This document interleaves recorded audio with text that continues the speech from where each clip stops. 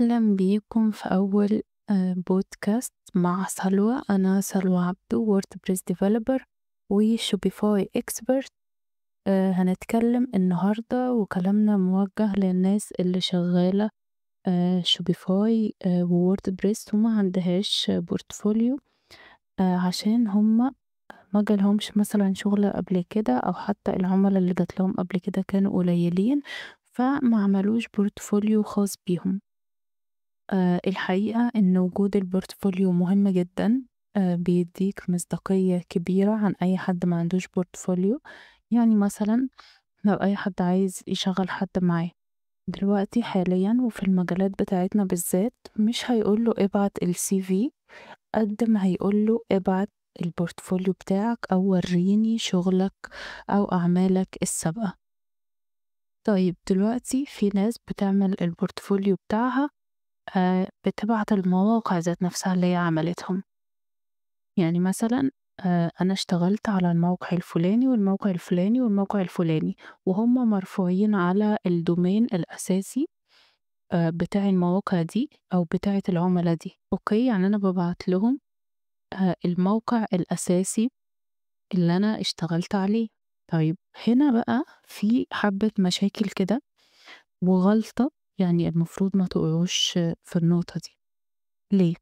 أول حاجة أنت بتبعت مثلا، هنفترض آم، إن في شخص جاي بيقولك أنا عايز البورتفوليو بتاعك، فأنت هتتصرف إزاي لو فرضنا إن أنت عامل مواقع ووردبريس أو شوبيفاي؟ فهتعمل إيه؟ هتبعت له لينكات المواقع دي. الغلط هنا فين؟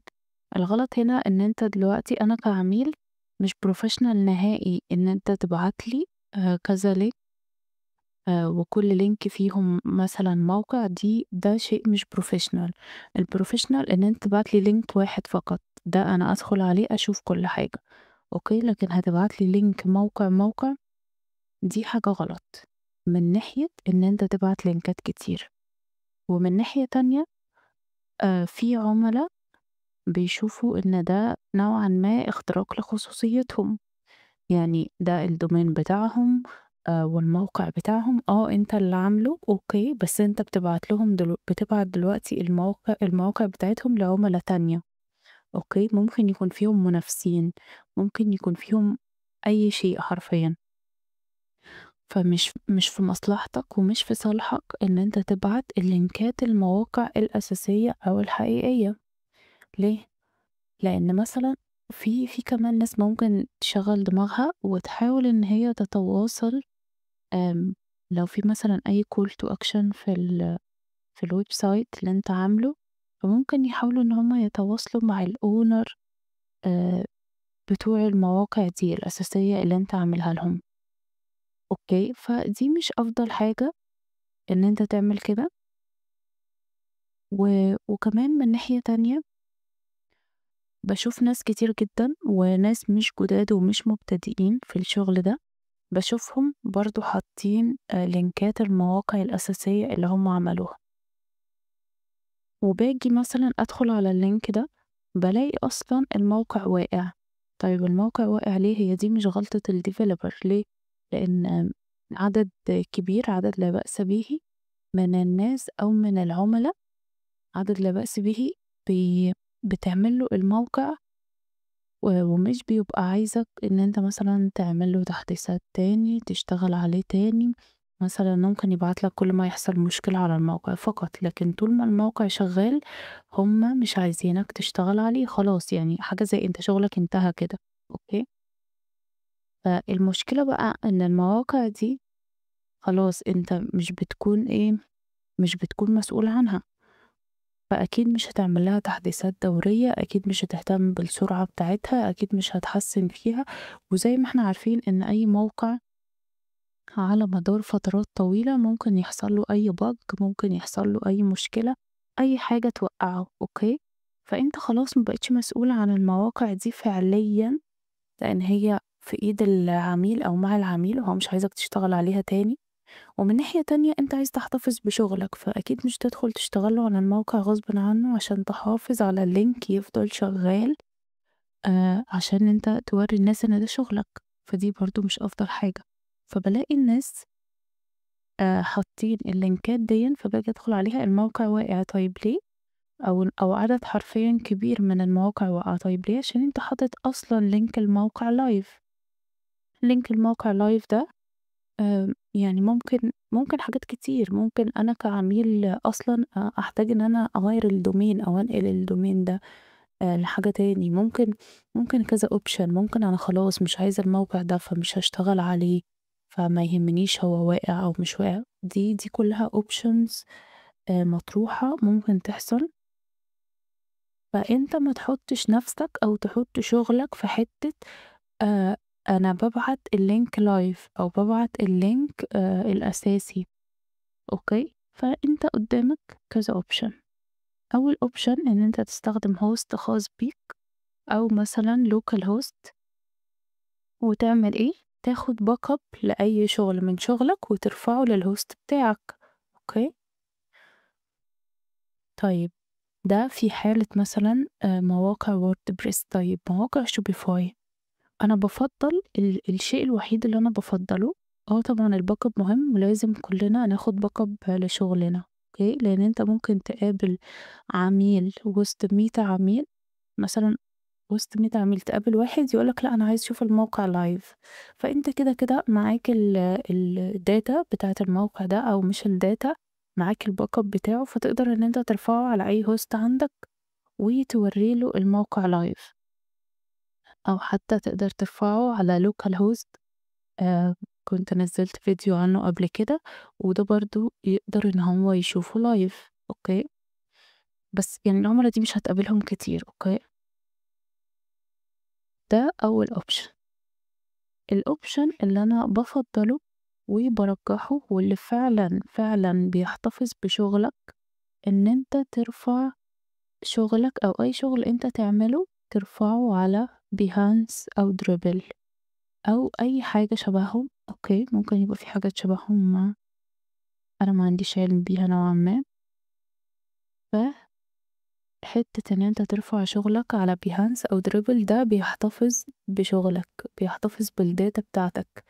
أنا دلوقتي النهارده عملت site أو عملت website خلّصناه، في عُملا كتير هي غلطة، لكن أنت لازم تتعامل بقى مع السوق أو مع العميل. عُملا كتير مش بيكونوا فاهمين أو مستوعبين يعني إيه إن كل quarter لازم يحصل تحديثات عشان سلامة الموقع الخاصة بيك.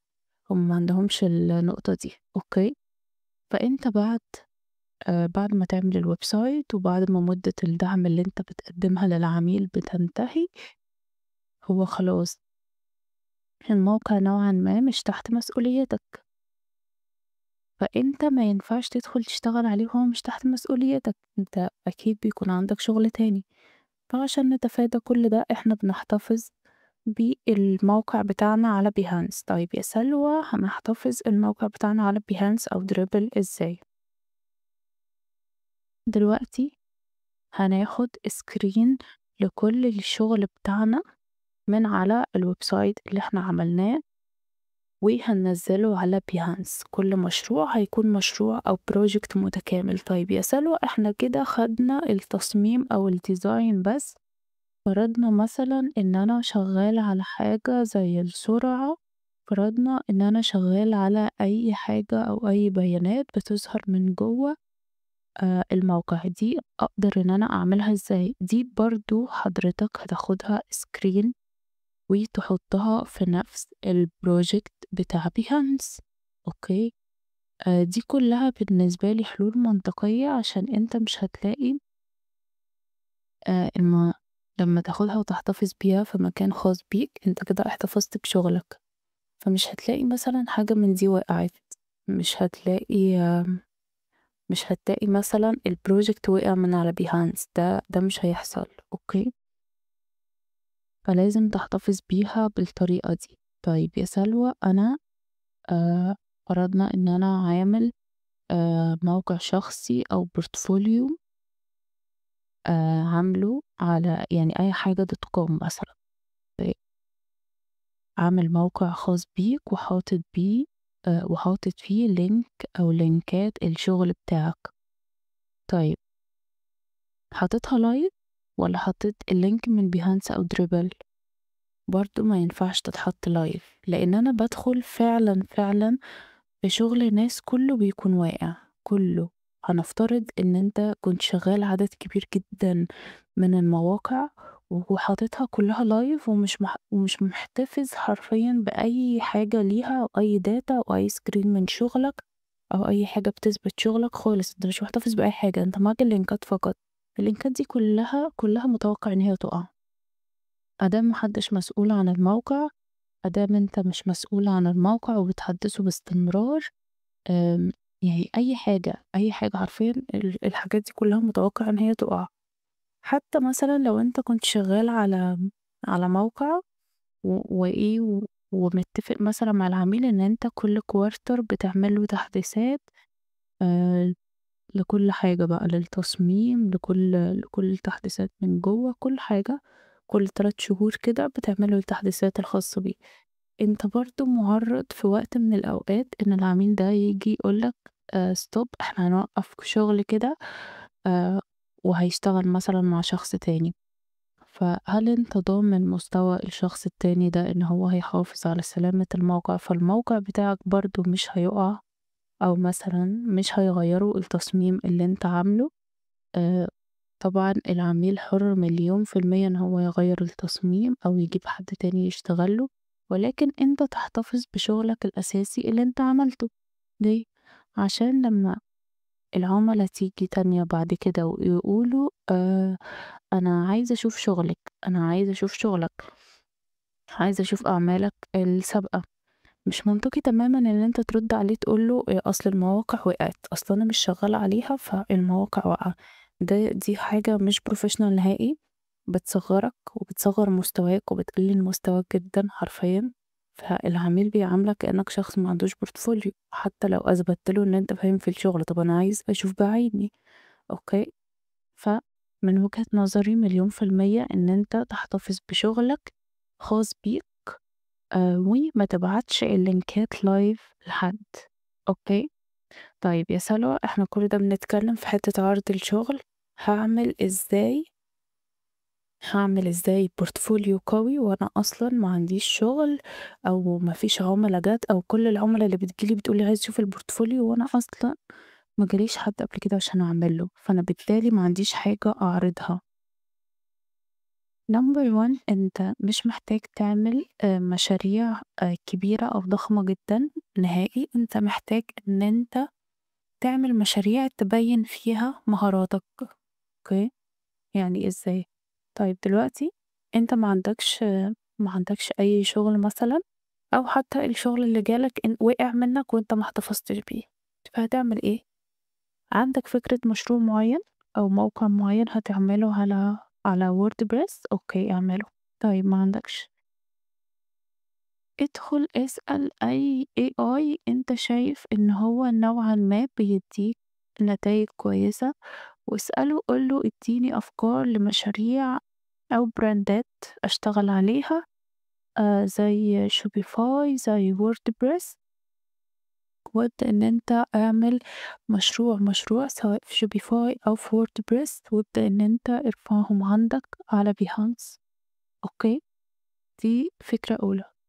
الفكرة التانية إن أنت تجيب مواقع شغالة بالفعل أو موجودة على أرض الواقع، وتبدأ إن أنت تاخدهم أو تاخد شكلهم وتحسن عليهم. يعني إيه؟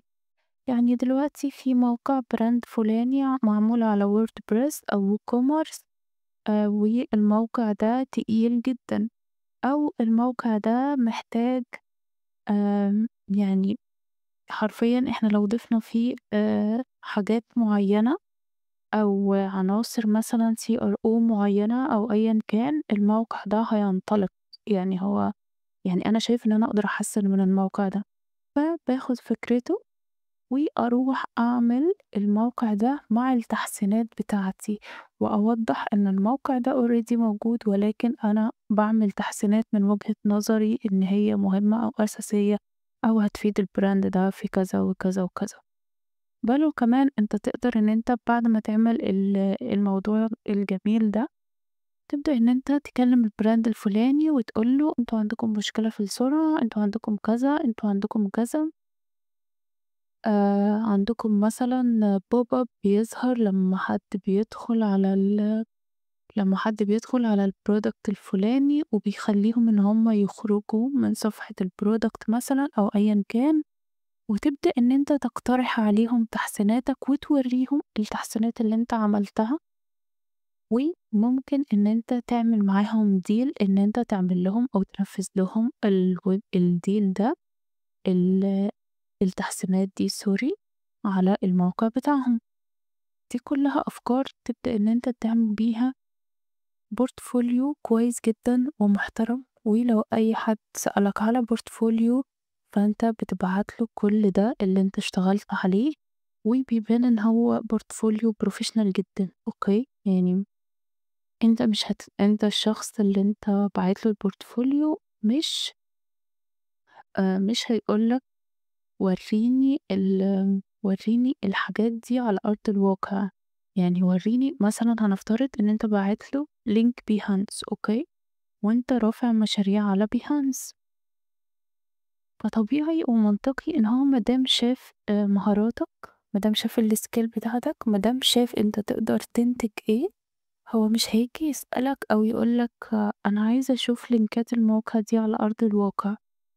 طيب طبعًا أنت مش هتروح تقول له أنا الحاجات دي عاملها من دماغي عشان أنا ما جاليش شغل أو ما جاليش ناس أعمل منهم portfolio حقيقي، أنت أكيد مش هتقول كده، دي كلها تفاصيل خاصة أنت ما ينفعش تدخّل حد فيها أوكي، هو العميل محتاج منك إيه، أو الشركة محتاجة منك إيه، أو كل دول محتاجين منك إيه، محتاجين منك إن أنت تشتغل الشغل الفلاني اللي أنت قُلت إن أنت بتعرف تشتغله، واللي أنا شُفت نتيجته عندك في الportfolio ولقيتك بتعرف تعمله، أوكي، شُفتك عامل مواقع جميلة WordPress، شُفتك عامل مواقع جميلة Shopify، منفّذ فيها كل الأساسيات مثلًا اللي بتخلّيها تبيع، ده بالنسبة لي عظيم، أنا owner دلوقتي، ده بالنسبة لي حاجة رائعة، مش هاجي أقول لك ورّيني link الwebsite على أرض الواقع. طيب يا سلوى هنفترض إن هُم قالوا لي كده، ورّينا link الwebsite بتاعك على أرض الواقع، وأنا يا سلوى مثلًا الwebsite ده هو مش موجود على أرض الواقع، لإن أنا يعني مألِّف بقى الbrand دي أو أي حاجة عشان أعمل portfolio كويس. بكل بساطة أنت هتقول إن دي data خاصة بالعميل، وأنت ما بتكدبش، لإن أغلب العُملا في عُملا كتير أوي للناس اللي بتتعامل مع العُملا ما بيحبّوش إن الdata بتاعتهم تتحط أو تتباعت لحد نهائي، حتى ولا مجرّد مثال، يعني في ناس بيشوفوا إن دي حاجات خاصة جدًا، دي بيانات خاصة أوي، هو مش عايز يعني ممكن يكون في منهم منافسين كمان، فهو مش عايز يتحط في الzone دي، فبكل بساطة أنت أصلًا مُجبر إن أنت تحافظ على بيانات العميل، سواء العميل ده يعني موجود فعليًا، هو لو موجود فعليًا أنت مُجبر فعلًا إن أنت تحافظ على الdata والبيانات بتاعته، لإن أنت لو شاطر وما بتحافظش على الdata أو البيانات بتاع العميل برضه هو مش هيبقى عايز يشتغل معاك، أوكي؟ لإن ممكن يخسر كتير أو يتضرر كتير بسبب حتة إن هو اتعرف عنه حاجة، فالطبيعي إن إحنا مش بنبعت لينك الويب سايت الحقيقي خالص حتى لو هو موجود، أوكي؟ فبكل بساطة أنا باحترم الداتا بتاعة العميل، بس ده كل الموضوع، وبس كده إحنا وصلنا لنهاية الحلقة، لو عجبكم الفيديو ما تنسوش تعملوا لايك واشتراك وفعلوا جرس عشان يوصلك كل جديد، والسلام عليكم.